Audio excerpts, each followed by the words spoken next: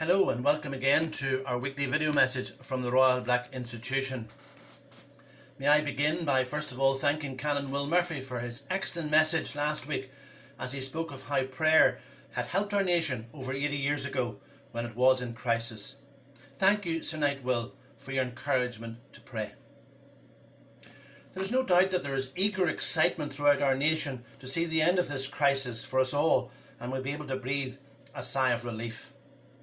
I wonder, in this great rush, will we toss aside the many bonds of friendship that have sprung up over the past couple of months as we all faced such great uncertainty? Haste can be a dangerous thing, so let me suggest 4 things today that we should not forget. Firstly, as Sovereign Grand Master of the Royal Black Institution, I've been greatly encouraged at the response from our membership to the current COVID-19 crisis. The production and supply of PPE equipment to the National Health Service, to nursing homes, to doctors' surgeries and community carers as well, and of course food parcels and other help given to those that needed it. Support, of course, all underpinned by fantastic financial support to enable such generosity. What a response! Our membership have certainly gone beyond the call of civic duty during this crisis. I trust that it will not be forgotten in our haste to rush forward on our release from lockdown.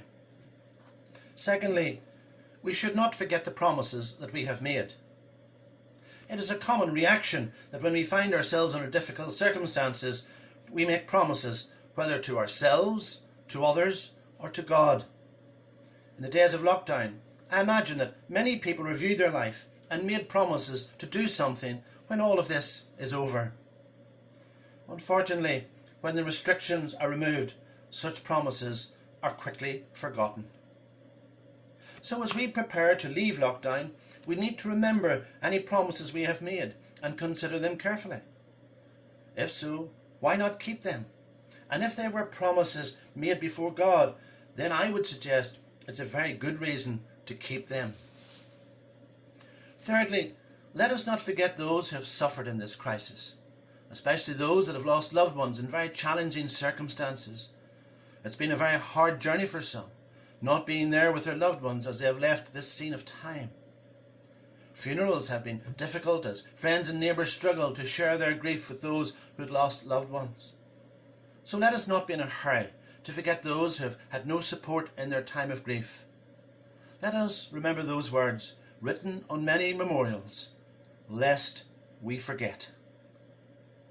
Fourthly, we shouldn't forget the many blessings we have received. Yes, it's been a bad few months, but for many people they have had some great plus points. Bonds of fellowship grew up with neighbours, new digital skills were gained, books were read, and parents had even time to talk to their children. You may have even had a deeper sense of God's presence, or learnt more about Him, or even dug deeper into the Bible. Why not take some moments to look back and give God thanks for the blessings that you have received? So in conclusion, let me remind you that the Bible makes a great deal of looking back in appreciation. In the Old Testament, there are many encouragements to God's people to remember that they were delivered from being enslaved in Egypt. For example, Deuteronomy chapter 6 and verse 12 reads, "Then beware lest thou forget the Lord, which brought thee forth out of the land of Egypt from the house of bondage." In the New Testament, the Lord's Supper is a reminder of the still greater deliverance achieved by Jesus on the cross. Such reminders are not simply meant to provoke nostalgia. They are to encourage us that because God has been faithful to His people in the past, we can trust Him for the future. So I firmly believe that in moving forward into the future, it's a wise policy to keep an eye on the past. God's people are always tempted to be spiritually absent-minded. In the book of Judges, we read a record of how God's people slid into disastrous idolatry, where we read in Judges chapter 8 and verse 34, "And the children of Israel remembered not the Lord their God, who had delivered them out of the hands of all their enemies on every side." So friends and Sir Knights, amid all of those urgent calls to move on, let's not be too hasty.